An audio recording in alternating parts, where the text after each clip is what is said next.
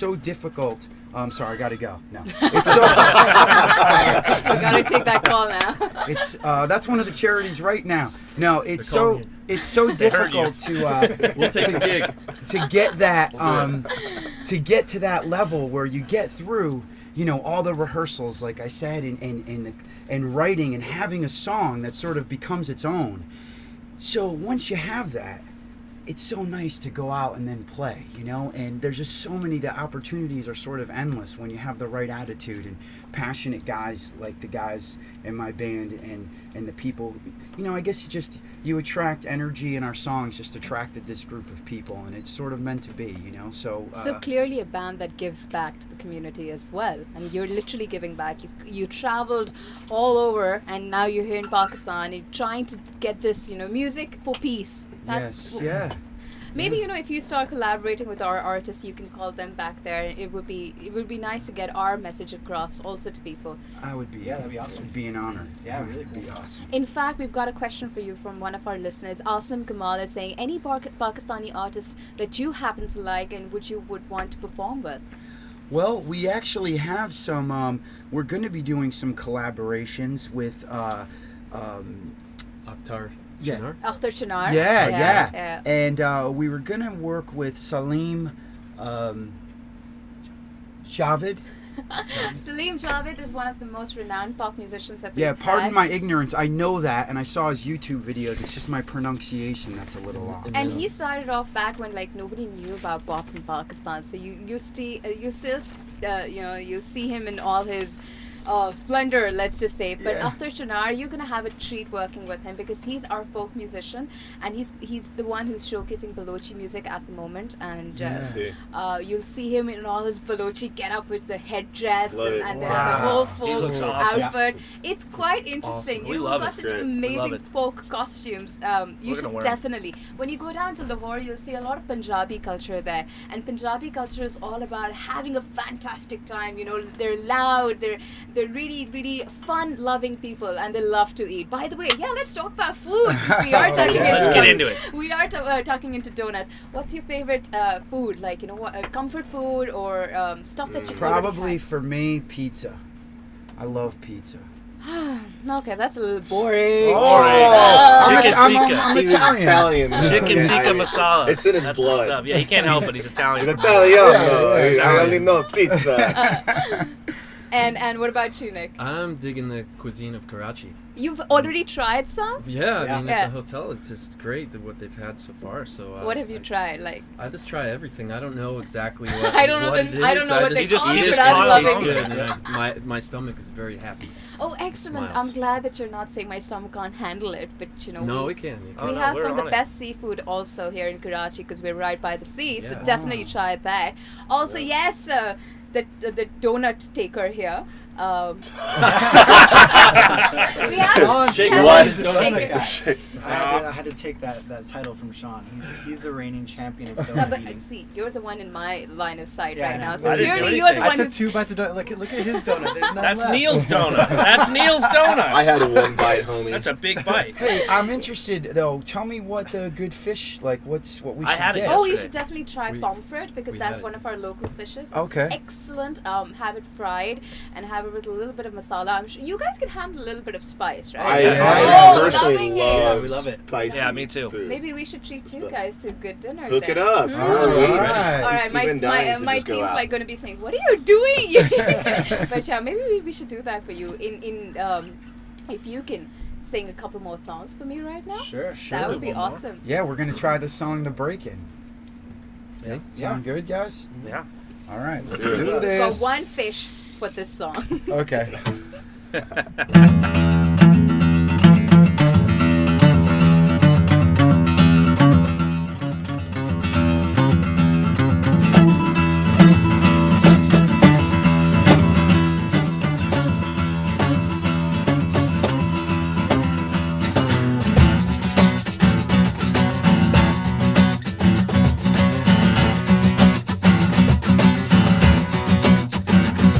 Well, look in my face, yeah, yeah.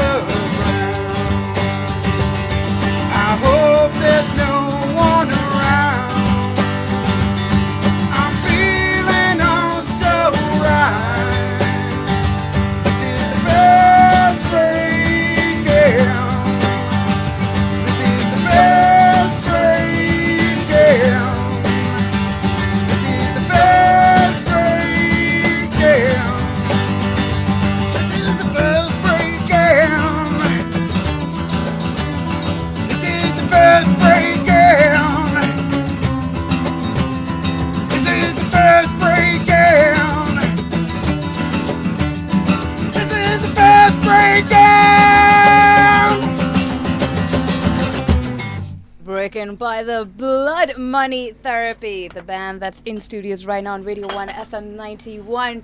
Deserving that gulp of water right now. Fantastic music right now playing for you live on Radio 1 FM 91 right after we return from the commercial messages. And yes, we do have to play them.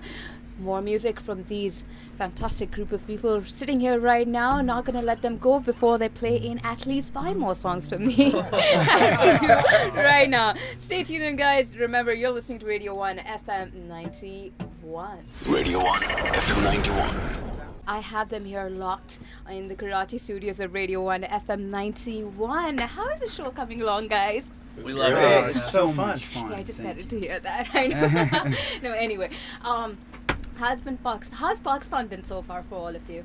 Amazing. It's been excellent. Yeah, it's been great. really good. We told you I've never even had any food of like this style of food, and I've been day 3 or 4. I'm really getting into it. So for me, that's one of the highlights so far. I'm a huge foodie, so I can give you a long list of things that you need to try before you leave. Yeah, yeah, please definitely. make sure we get that. I really Yeah, okay, good. I'll give you all the stuff which is in your vicinity, but Oh, definitely. you know what else I want to do? I want to get one of those like henna tattoos I saw people have. Like, That's more for women. Women. oh boy. No, but you know what? They're cool though. But definitely you can try it, and he can try the one which is in black, because the red or the brown one is definitely for the women, but Oh, you you can can do try it the in one in mine. black. Nobody would know the difference, only that it's gonna I think. start. Hey, I think they're cool. Yeah, and in a week it'll start disappearing. So it's a nice sort of temporary tattoo that you have on. So let's go one by one, and okay. Before we even do that, why don't you tell me your process? Like, how does this band function? Like, you're the songwriter, Michael, right? We all are. I write all the lyrics for sure. And I'll have some melody ideas or something, and then I'll run it by the guys, and they take it to a whole nother level musically. But I personally, I have like just a book of poetry, really, about life experiences and things I observe, and then I'll bring the ideas into the guys, and then we make a song, basically. So how does it function? Like, what's the process like? Like, who do you go to first? Like, give me an average. Like, okay, for example, Urge to Desire. That's Yes. your song. How did that come about? Urge to Desire. That came about. I was observing a situation amongst a couple friends, and I started writing the ideas of the relationship, of the friendship that was going on. It was like the old saying, the grass is always greener, Greener like on the you other always side, want yeah. more. And when you're in that situation, it's a little more difficult to observe than someone from the outside. We've all been there. We all have that in us. But it's easy to acknowledge. So I wrote a song about it, and I think I brought that one to Nick. And because we've been together a long time, so some of these songs we had going before the new band, some of the ideas. So I brought that one to Nick, and he came up with some riffs, and we came up with the intro. And then what else also happened is the song really develops in the studio as well when you're working with the producer, because someone will play an idea or have a great sound that they'll add to it, and it elevates the song to a whole nother level or direction that maybe you didn't even expect. So that's always fun. And the songs also develop a lot through performing them live. If you have the opportunity to have songs written and you're touring, and you haven't played them in the studio yet, they take on a different life when you get in front of an audience. So they definitely can develop and change throughout that process as well. But basically, I mean, we really like to write truthful stuff. I think it's the main thing for me is to sing what I sort of believe in and make sure that it's truthful and it's coming from the heart. And I think these guys write their parts to support that and through their view or their vision of what does support that. So it's a collaboration, it's a process, but it's a wonderful thing. And I think the bottom line, you said it earlier too, is have fun, I mean, work hard, work, but have fun, and all the rest comes. As cliched as it may sound, the band that has fun together stays together. But Sean, you've been part of a couple of bands prior to Blood Mood Therapy. Few. What do you think that you bring from them into this particular brand? I don't know.